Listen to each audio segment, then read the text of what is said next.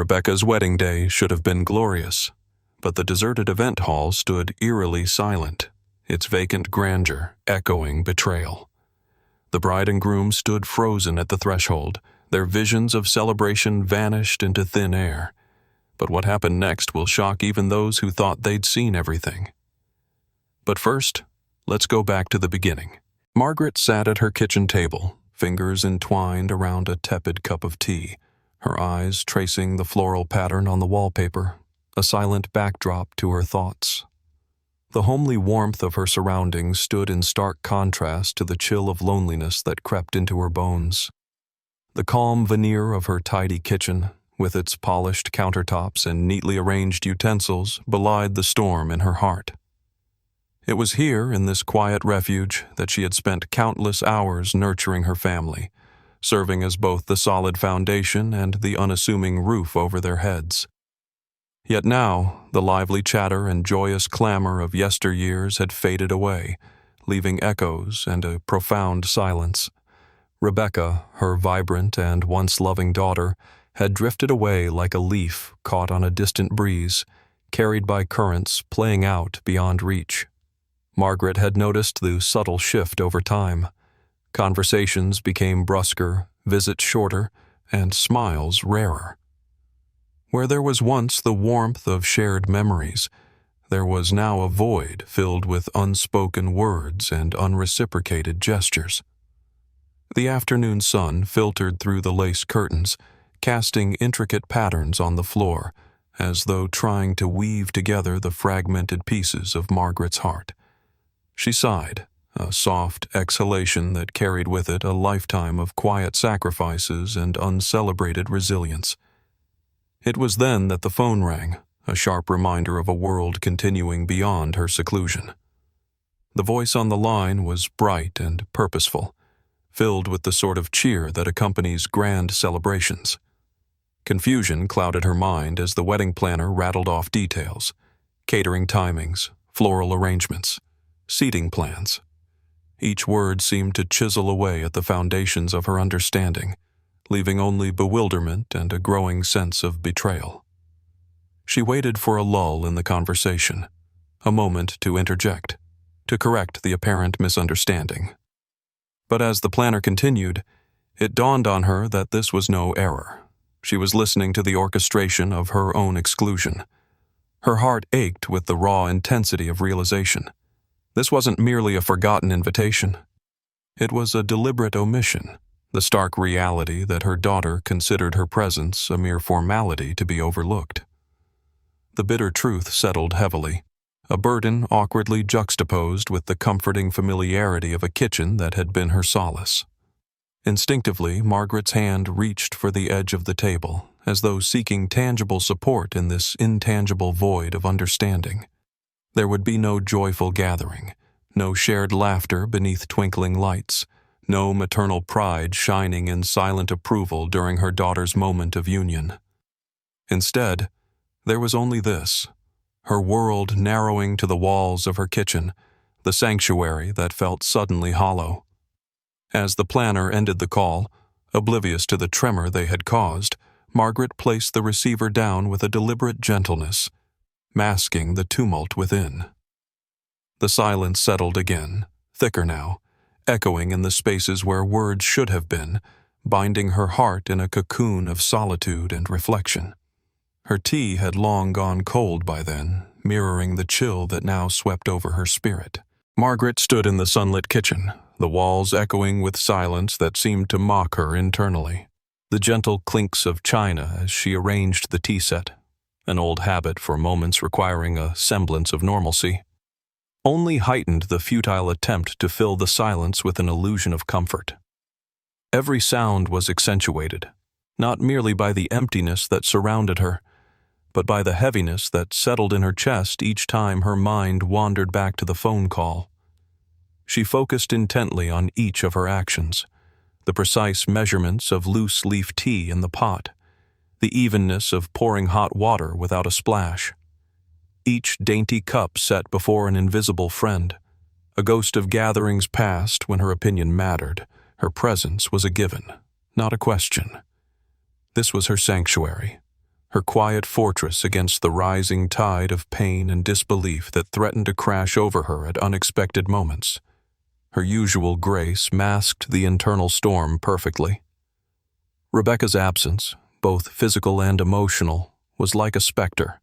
It hovered in every room, punctuated every silence, and yet Margaret chose to coexist.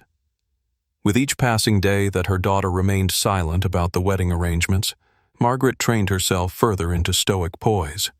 It was a skill honed over years of being the steadfast matriarch, the one who absorbed others' missteps and emotional misgivings with quiet resilience. Margaret neither confronts nor demands explanations. She navigates her solitude with a dignity that comes from years of soft-spoken wisdom. Her resolve, firm yet infinitely gentle, was like the methodical hands that required steady composure in every calculated step making tea. Observing was what she chose. It was her silent rebellion, a deferent yet powerful stand against the hurt that Rebecca so unknowingly inflicted. The quiet dignity she maintained was a marked reflection of her upbringing and her own mother's quiet strength, one that had been her guiding star all through life's tougher episodes. The graying skies outside whispered promises of rain, a fitting testament to Margaret's internal atmosphere, a rich, fertile ground where disappointment and heartache promised to nurture poignant realizations rather than fester into discord. Her acceptance of silence was not a capitulation to resignation, but a guarded preparation for whatever came next, a lesson to herself in endurance and patience. Her role now was as an observer, a silent witness to the choices others made about her worth, a worth she held close, unmoved by unrecognized value. Her patience created space for inner reflection, where each moment became a meditation, allowing her not just to endure, but to cultivate strength for the delay of recognition and understanding.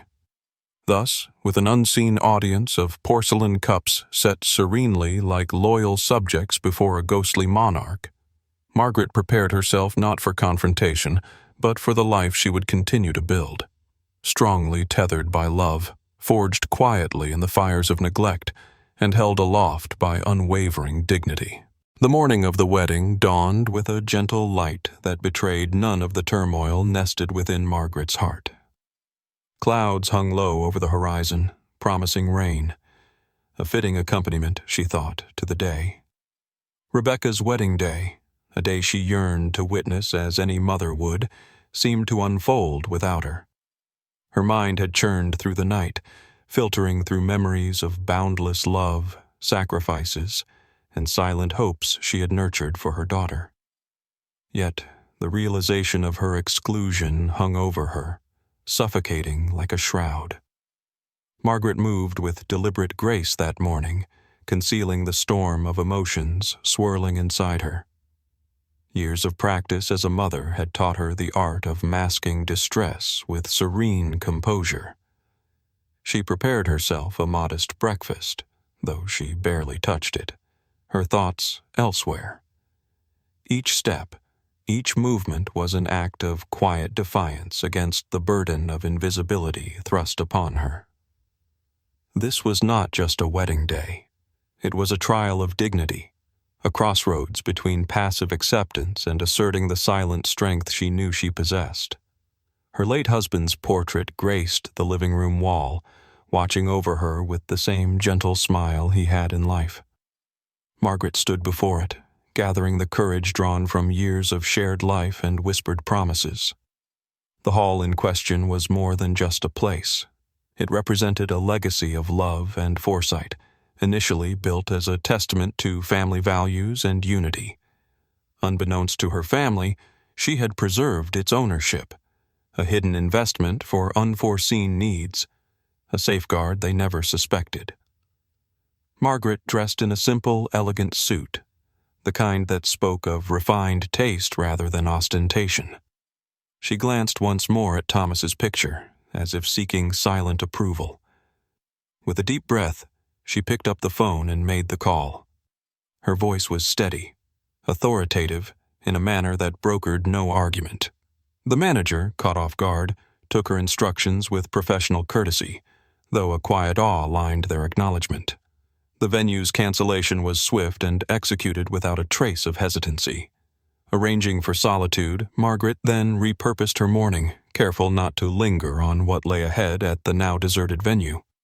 Her eyes momentarily caught sight of her wedding ring, a circle of gold that had come to symbolize not just matrimony, but an unbroken cycle of resilience and self-worth. She didn't need to witness Rebecca's reaction to the empty hall. The message was potent enough in its simplicity. Margaret knew Rebecca's surprise and the inevitable confusion this day would bring, yet there was an undertone of certainty in her actions. A mother's quiet assertion that words left unsaid were often the most powerful. Margaret anticipated the ripples her decision would cast, trusting that they would eventually bring clarity to a muddied relationship. And in granting herself this silent empowerment, she had chosen not merely a path of vindication, but one of profound self-recognition and grace. Her husband's legacy, secured by her hands, had indeed served its purpose well. Margaret decided that she needed some time away from the whirlwind of emotions swirling around her. With quiet dignity, she packed a small suitcase, tucking away her most treasured novel and a well-worn shawl that once belonged to her late husband. The echoes of her empty home, once filled with the laughter and chaos of her children's early years, now served as a reminder that life had shifted dramatically. She gently locked the door behind her, leaving the stillness behind with a certainty that this journey was about more than just physical distance. It was about reclaiming her peace. Arriving in the quaint town of Maplewood, Margaret felt an immediate sense of calm amidst its cobbled streets and friendly faces. It wasn't a place she frequented, but its charming bakeries and the scent of blooming lilacs offered a welcoming embrace. She checked into a modest bed and breakfast that overlooked a serene park, the proprietor's warm smile a reassuring contrast to the harsh indifference she recently faced. Each morning, Margaret found herself wandering through the town's bustling farmers' market. She was drawn to the vibrant colors and fresh scents of produce, allowing herself to experience the simple joys that she had so often overlooked in the bustle of daily life. She spent her afternoons sipping tea on the inn's front porch, lost in the pages of her book, her husband's shawl wrapped snugly around her shoulders like a comforting hug from the past. These quiet moments of solitude were not lonely. They were a rediscovery of the person she had dimmed for the sake of others. Away from the emotional turmoil of her daughter's betrayal, Margaret was free to reflect on the choices that had brought her here. She pondered the years she had dedicated to raising her children, the sacrifices made silently and without complaint. It was time, she realized, to be gentle with herself, to cherish the woman who had given so much, yet asked for so little in return. This solitude was where she rebuilt her strength, not through confrontation, but through a gentle reaffirmation of her self-worth. Meanwhile, Rebecca was left to grapple with the stark void left by Margaret's absence. The wedding day, imperfectly unfolding amidst confusion and disappointment, served as a harsh lesson in her disregard for her mother's feelings. The empty event hall was not just about a missed celebration. It was the physical manifestation of the emotional neglect she had inflicted. In Margaret's silent protest, there lay an undeniable truth, forcing Rebecca to confront her failings and reconsider the bonds that she had taken for granted. As Margaret returned home, it was with a serene confidence etched into her very being. She had no intentions of demanding apologies. Her newfound strength and acceptance spoke louder than words ever could, subtly realigning the dynamics within the family. In her silence and grace, Margaret became a beacon of quiet resilience, proving that true power often lies in stillness and strength of character.